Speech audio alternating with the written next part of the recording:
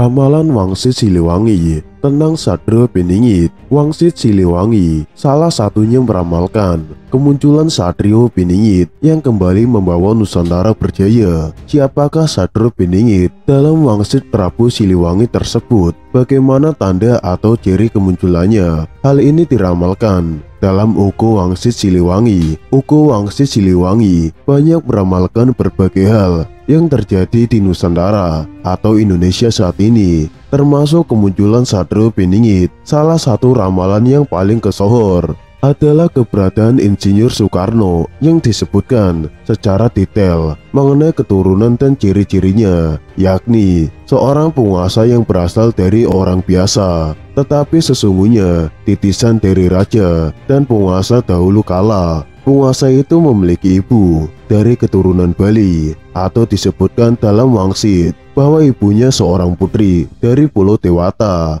Dan semenjak itu disebutkan bahwa zaman telah berganti. Kemungkinan besar terkait dengan kemerdekaan Indonesia dari penjajahan Belanda maupun Jepang dengan adanya peristiwa proklamasi 17 Agustus 1945. Suatu saat nanti apabila tengah malam terdengar suara minta tolong, nah itu adalah tandanya sosok Sadra Piningit memang masih misterius. Banyak sudah yang mencoba untuk menemukannya dengan caranya sendiri-sendiri. Alhasil, ada yang yakin telah menemukannya. Bahkan juga ada yang mengaku dirinya lah si Sadra Piningit tersebut. Apabila diteliti, maka sosok yang telah ditemukan itu masih bisa diragukan. Apakah memang dia si calon Ratu Adil? Keraguan-keraguan yang muncul mendorong untuk menelaah dan mempelajari kembali apa yang telah diungkapkan dalam naskah-naskah leluhur mengenai sosok Sadra Piningit sejati. Salah satu naskah yang biasa kita gunakan sebagai rujukan yaitu Uku Wangsit Siliwangi. Siliwangi dalam Uku Wangsitnya menyebut si calon Ratu Adil dengan sebutan Bocah Angon atau pemuda penggembala. Beberapa hal yang disebutkan dalam Uku Wangsit Siliwangi mengenai Bocah Angon yaitu: yang pertama, suara minta tolong. Dalam Uku Wangsit Siliwangi disebutkan suatu saat nanti apabila tengah malam dari Gunung Halimun terdengar suara minta tolong. Nah, itu adalah tandanya semua keturunan kalian dipanggil oleh yang mau menikah di Lebak Cawene. Kata suara minta tolong sepertinya sama dengan ungkapan Joyoboyo dalam bait 169, yaitu senang menggoda dan minta secara nista. Ketahuilah bahwa itu hanya ujian, jangan dihina. Ada keuntungan bagi yang dimintai, artinya dilindungi Anda dan sekeluarga. Bocah Angon di awal kemunculannya akan bereaksi, melakukan hal-hal sebagai pertanda kedatangannya. Salah satunya adalah meminta tolong kepada orang di sekitar daerah Gunung Halimun. Tidak jelas mengapa dia minta tolong kepada orang lain. Apakah dia dalam kesulitan ataukah keperluan lainnya? Yang pasti,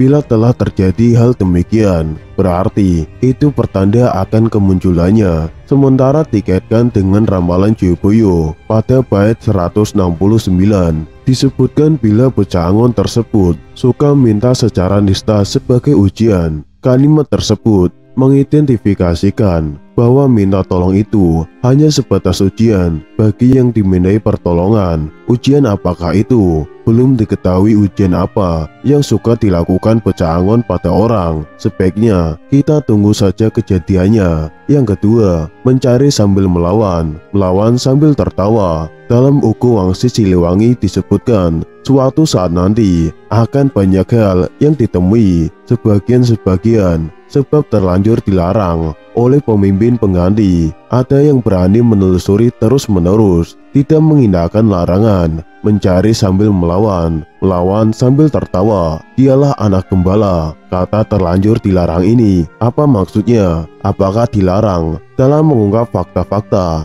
atau dilarang meluruskan sejarah? Sepertinya masih butuh penafsiran lagi. Yang pasti, bocah Angon sepertinya tidak peduli dengan larangan pemimpin. Bahkan bukan hanya tidak peduli dengan larangan tersebut, tetapi lebih dari itu, bocah Angon melawan larangan si pemimpin itu sambil tertawa. Tidak bisa dibayangkan bagaimana perasaan si pemimpin bila dilawan sambil tertawa. Bisa-bisa bocah Angon dalam situasi bahaya karena kerjanya selalu melawan sang pemimpin pengganti. Kata banyak yang ditemui sebagian karena terlanjur dilarang pemimpin baru, menunjukkan bahwa yang akan ditemukan masyarakat memang hanya sebagian saja. Oleh karena sebagian saja, maka yang ditemukan tersebut belumlah lengkap dan tentunya belum sempurna hasilnya. Tetapi tidak bagi bocah Angon, dia terus saja mencari sambil melawan. Bisa jadi temuan si bocah Angon ini kelak merupakan temuan yang paling lengkap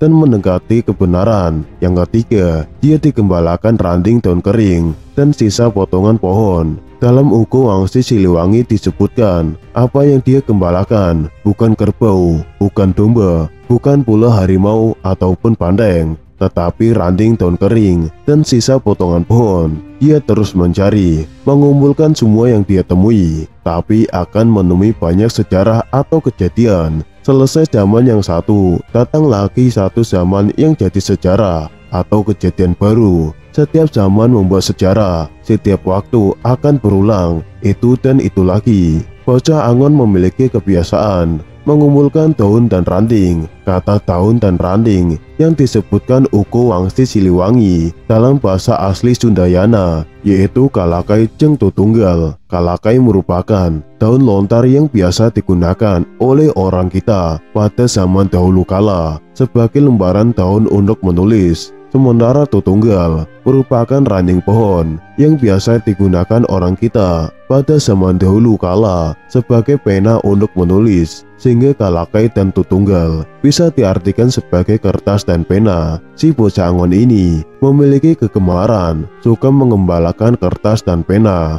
Dia terus mengumpulkan dan mengumpulkan kedua barang tersebut. Sebagai gembalanya, tidak jelas kenapa dia suka mengembalakan kertas dan pena. Kata mengumpulkan itu berarti kertas dan pena tersebut tidak hanya satu buah, tetapi jumlahnya banyak dan itu menjadi barang kegemarannya. Selanjutnya disebutkan, dia terus mencari, mengumpulkan semua yang dia temui, tapi akan menemui banyak sejarah atau kejadian. Kalimat tersebut bisa berarti bahwa bocah Angon menggembalakan kertas dan pena untuk menemukan sejarah dan kejadian. Entah sejarah dan kejadian apa yang dia kumpulkan, tetapi bisa dimengerti bahwa di Nusantara banyak sekali sejarah yang dirubah. Mungkin hal tersebut bisa juga terkait dengan penelusuran sejarah kita.